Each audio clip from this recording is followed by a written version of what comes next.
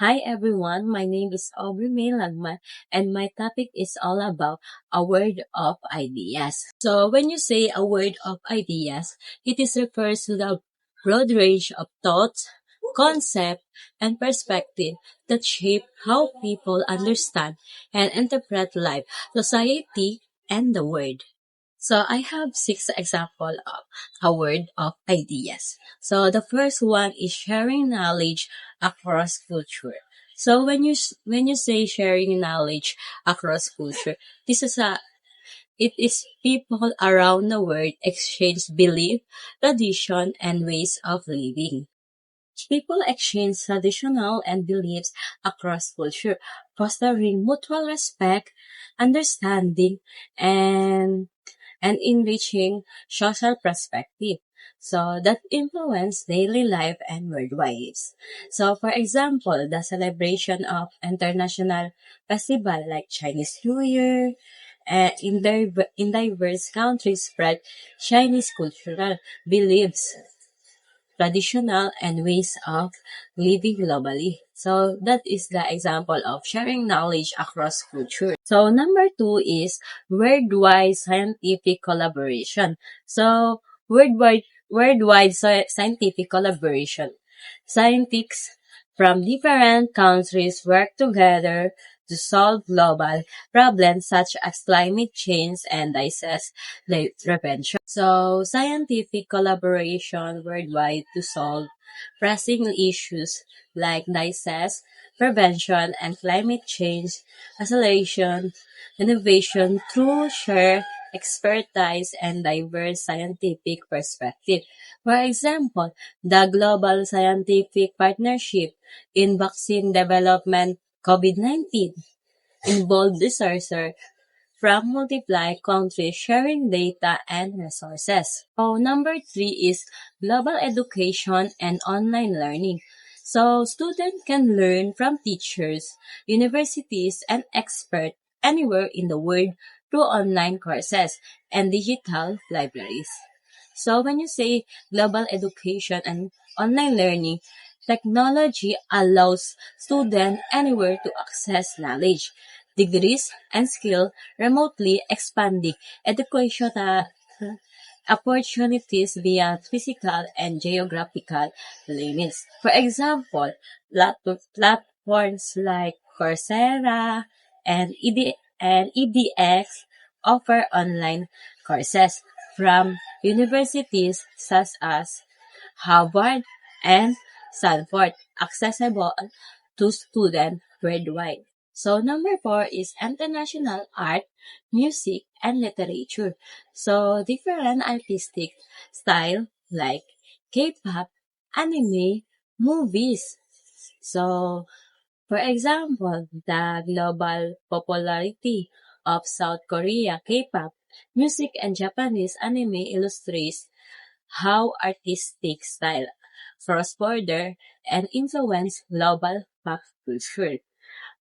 So number five is technological innovation spreads worldwide. So for example, ideas like smartphone, AI, renewable energies, and robotics and come from many countries and are shared across the world. For example, yung smartphone initially developed by American and Japanese companies is now used globally with adoption from innovation worldwide. So number six is cultural and intellectual exchange through travel. People traveling different countries bring home new ideas. For example, tourists experience experience Italian art and cuisine. Bring those cultural ideas back to their home countries, influence local culture and lifestyle. So good evening everyone. I will be the one to report the global culture and media. So I will be reporting of group 7. So global culture. Global culture refers to the mixing and sharing of cultures from different parts of the world as people become more connected through technology, travel, trade, and communication. Because of globalization, people from different countries start to share similar lifestyle, values, interests, and habits. So, ibig sabihin po, global culture happens because media spreads ideas, trends, and lifestyle across countries. So, mas napadali yung magiging mas madali yung yung globalization, or nangyayari yung globalization because of sa technology, sa internet, and also nagkaroon sila ng interconnectedness because of technology and trading, yung pagpapalit ng goods, and also lifestyle across countries na parang they adapting other lifestyle sa ibang countries. And also people around the world more similar while still keeping their local identities, meaning while they're adopting other culture or other other mga ginagawa ng ibang tao sa ibang bansa, so they still keeping their local identities, which is nandoon pa rin yung pagiging Pilipino nila, kung how they speak, how they approach other people. So here naman tayo sa media. What is the role of media in a global culture? So media plays a big role in spreading global culture through TV, internet, social media, movies, music, and news. So people are exposed to the same trends, ideas, and more information, even they live in different countries. This make cultures influence one another more easily. So here naman po sa media, ibig sabihin yung media is nakakatulong din how people nagkaka-connect each other, na paano din to nagkatulong din siya sa globalization or sa atin as a people, kasi ito yung ginagamit ng mga tao, bali magsesend ng news, magsesend ng messages through internet, social media. So nila pinapakita yung how they show the gesture of paano nila pinapakita yung ginagawa nila through social media, or making movement, or also the movies, and also music, na paano nakaka-adapt din yung international music sa atin, kasi pag once they upload it, ina-upload ng may-ari yung music sa ibang bansa, so Pilipinas also na na-adapt nila, or gusto din nila pakinggan yung music. So also they can influence, so na-influence din nila yung yung paano mag-song, paano kantahin na music na yon in different culture, and so they can also influence each other. So we have also the example about sa global culture and media. So number one is global social media platforms, which is ito na yung social media natin like Facebook, TikTok, Instagram, and YouTube. So this allow people around the world to connect, share a content, and follow the same trends. So dito, like sa atin sa TikTok, so like gusto yung yung bagong trend, so ginagaya rin natin siya, like sinasaya natin, and also yung like mga new mga trends sa YouTube. So we can also adapt, and we can also connect through like how tayo mag-comment, paano natin siya i-interact. So we have also a number 2, which is the international entertainment. So this entertainment such as a K-pop, Hollywood movies, anime, and Netflix. So dito rin nakikita natin yung mga new like for example yung sa Hollywood movies, yung mga bagong movies sa ibang bansa, sa also yung mga anime, which is yung mga manga, yung ganon, and also like mga Naruto, yung ganon, that's example of anime. And also Netflix series reaches global audience. So and because also sa international entertainment, marami din also nagkakaroon ng global audiences, which is na nagkakaroon ng connectedness because of dahil sa for example na may yung like you're the same kayo ng same kayo ng favorite movie. So dahil dun sa movies na isa kakaroon kayo ng connectedness, even nasa ibang bansa yung yung ibang tao, like ganon. So this This also influence fashion, language, behavior, and attitude, especially among young people. Kasi mostly sa atin yung mga kabataan ngayon, marami talaga madali lang sila nakaka-adapt ng ng mga behavior ng nakikita nila like sa mga TikTok, sa trends, yung ganun. So, na-adapt nila agad, and also kung anong kakita nila sa mga movies, yung sa Hollywood movies, sa K-pop, dahil doon talaga yun nakaka-focus yung mga ibang kabataan sa mga trends ngayon. Number 3 is worldwide fashion trends. So global brands like Adidas, Nike, Uniqlo, and Zara. For example, like ito yung mga kung anong bagong trend na nilabas ng or bagong fashion trends na nilabas ng mga ganyang brand is yung mga yung ibang tao din is meron din sila, nag-adapt din sila, which is bumibili sila. Yung iba din is ginakopy nila yung mga yung ibang na ginag-copy nila yung ibang design, and also as a result, people from different countries may wear similar clothing. So because of that brand, so dahil kasi sikat na yung brand na yan, so marami yung mga tao nakakagusto sa brand na yan. So may possibility talaga na, for example, may mga tao makikita sa isang lugar is mayroon na same sila ng clothing, same sila ng brand ng cloth, and also na mga shoes, ganyan. Kasi that's mostly yung mga sikat na binibili talaga ng mga kabataan or ibang mga tao na gusto talaga yung mga branded na sa ibang bansa. So number 4, globalized food culture. Food as fast food chains like McDonald's, KFC, Starbucks, sushi, pizza, and ramen are enjoyed worldwide. So these following mga fast food like mga ganyan sa mga McDonald's, Starbucks, KFC, so marami na yan na hindi lang siya sa makikita sa Pilipinas or ma-enjoy natin sa Pilipinas, which is meron din sa ibang country, which is na doon talaga mas mas maraming sikat talaga, maraming bumibili, maraming sikat talaga siya, maraming pupunta na hindi lang talaga yung mga foreign people, which is meron din yung mga Pilipino na nag-work doon, mga OFW, which is nandoon din sila like para magpalipas ng oras, and also if magkain sila. So kung nandoon yung McDonald's, which is yung favorite na pinupuntahan ng mga Pilipino, so doon talaga pumupunta sila kasi hindi lang siya sa Pilipinas nandito, which is nandoon din siya sa ibang country. So for number 5 is global news network.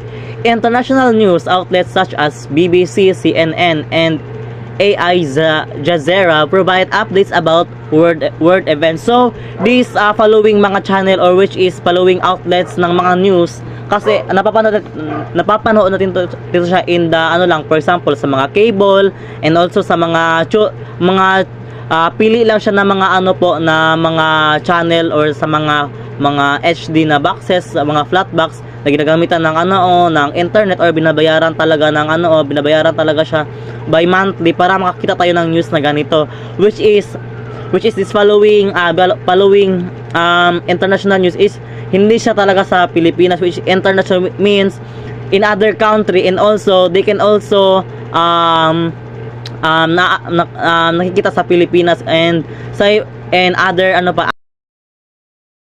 So for number 6, which is the international sports coverage, which global sports events like the Olympics, FIFA World Cup, and NBA, which is ito yung dito natin makikita yung like mga Olympics, yung mga like sa mga championship. So hindi na siya nakikita sa ibang bansa which is Filipino or the Filipinos people, which they can also watch together with the family, and also they can also creating a shared excitement, unity, and cultural connection, which is kasi hindi lang siya para sa sa isang country, which is worldwide talaga, kasi nandoon makikita natin yung favorite natin na sport, which is favorite natin yung mga basketball.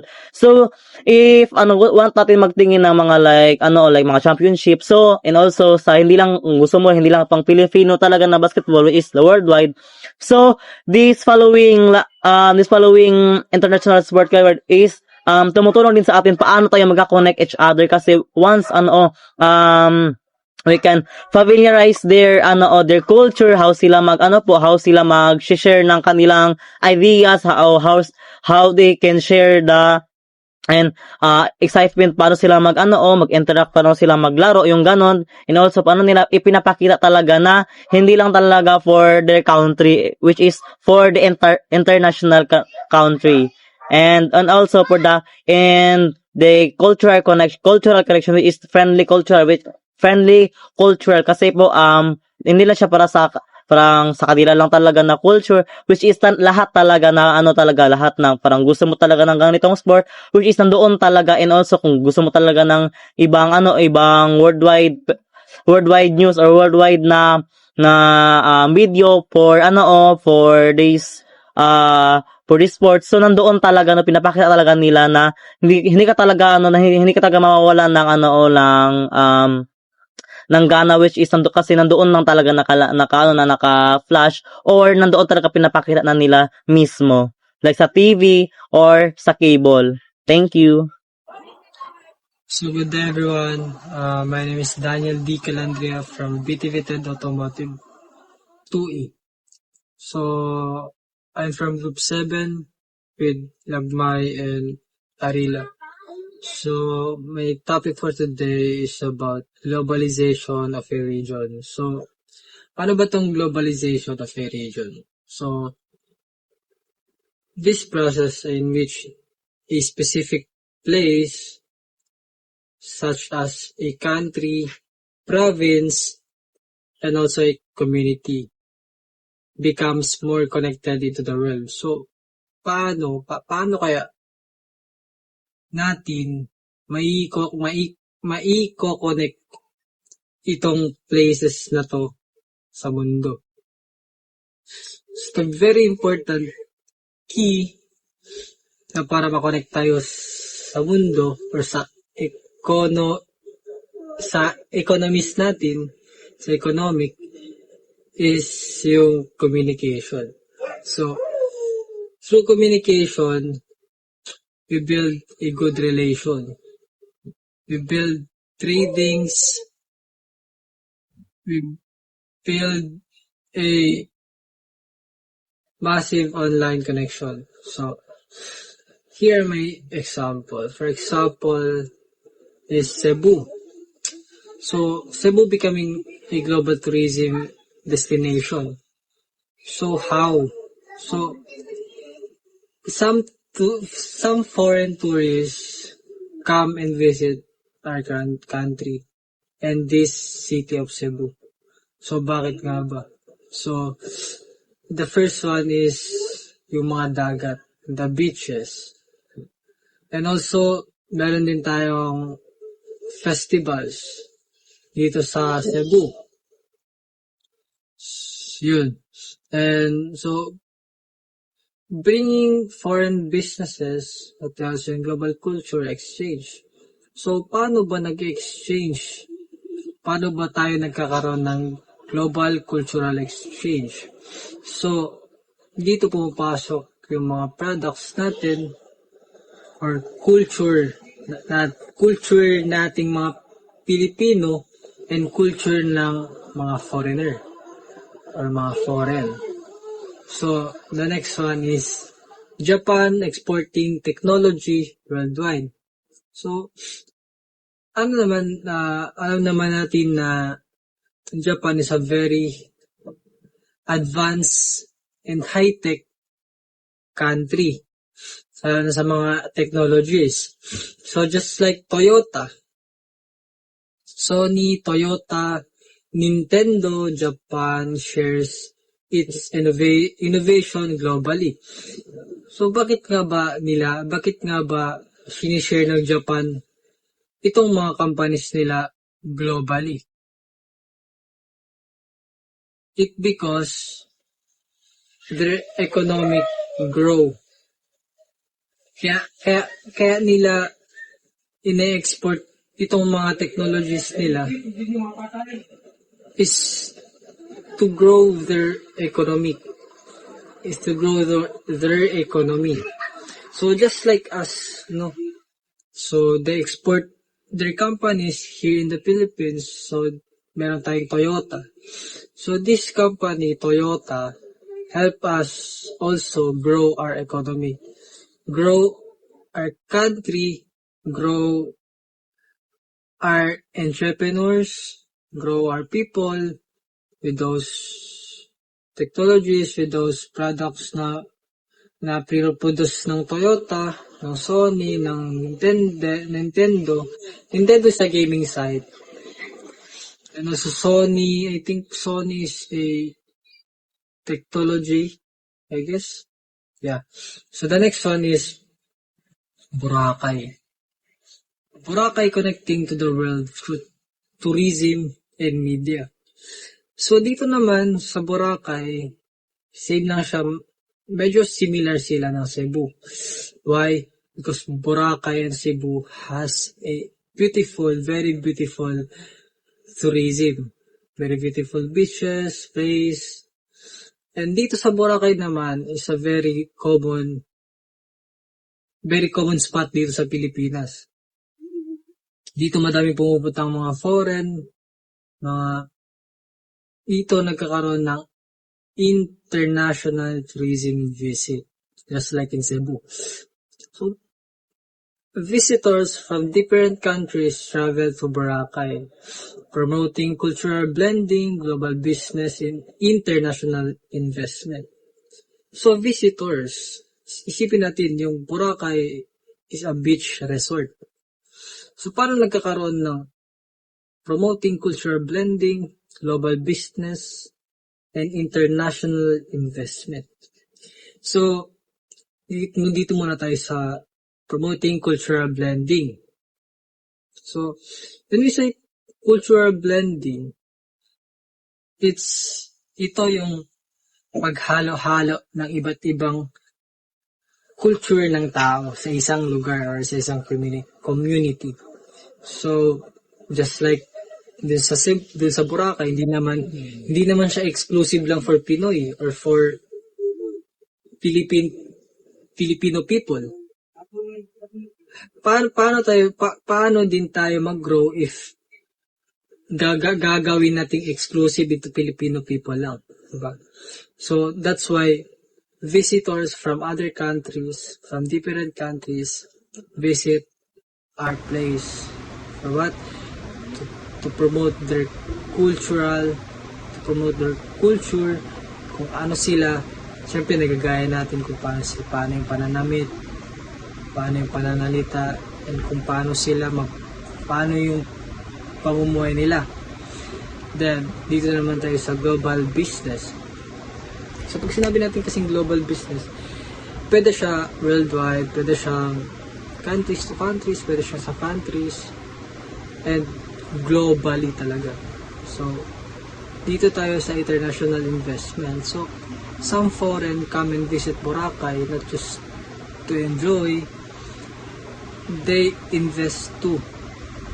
Why? Because while they're visiting our country, they are gaining some profit. They are gaining some money. So, yun yung international invest. So, let's come in India. So, India become a hub for global IT and call center. So, isipin natin, meron naman tayong call center company dito sa Pilipinas. So, why India? Kasi India is the biggest hub for global IT and call center. So, foreign companies outsource services to India, connecting the region to worldwide business network. So, India outsource services. So, bakit nga ba? Kasi India offer the opportunity to some people outside of their country. Kasi syempre, sa India, hindi naman din nila ginawang exclusive lang for Indian people. Syempre, nag-outsource sila and pinalaganap nila yung hub na meron sila globally. So, the last one is local Filipino communities using social media for global trends. So, even small barangays follow global fashion, music, and online connecting them to international ideas and lifestyle. So itong last na to is a very common characteristic of a person, kung paano nila i-adapt, kung paano sila mag-blend, kung paano sila mag-turn into that characteristic. So dito let's focus on the local Filipino. So tayo naman mga Pinay, syempre lingas tayo sa technology, lalo na yung cellphone, laptops, dyan. Through that technology, nagkakaroon tayo ng communication. So to that communication, we gain some information or knowledge. So dito na nga pupasok yung culture, connecting them into national ideas and lifestyle. So through global passion, syempre yung lalo na sa pananamit natin, pag nakikita natin sa online, kung nakikita tayo sa online na sa TikTok, syempre TikTok naman talaga yung media ng mga tao ngayon. Syempre nakikita natin yung suit ng isang tao maganda, so gagayahin natin. So yun na yun, doon na nagkakaroon ng cultural blending. And also music sa music naman, lahat naman tayo gumagamit na English music, but some Pinay compose a English music, not just a foreign people. So but some English music that foreign people na sila ng mga foreign yung nag-compose is trend talaga sa atin, di ba? So yun na, nagkakaroon din ng cultural blending. So the next one is online culture. So parang sa sinabi natin online culture, diba? Kung sa isip natin kung ano yung nilalaman ng mga medias natin, kung ano yung mga nakikita natin sa Facebook, sa TikTok, sa Instagram. So ginagaya natin. So connecting them to international ideas and lifestyle. So sa lifestyle, pag sinabi kasi nating lifestyle, ito yung characteristic mo araw-araw and behavior mo araw-araw. And kung ano ka araw-araw. So yun. And yun lang yung topic ko. Yung 5 example na binigay ko is a very big impact na rin yun sa economic growth ng isang bansa o isang country. So again, my name is Daniel D. Calandria from Bitivited Automotive 2E. Thank you.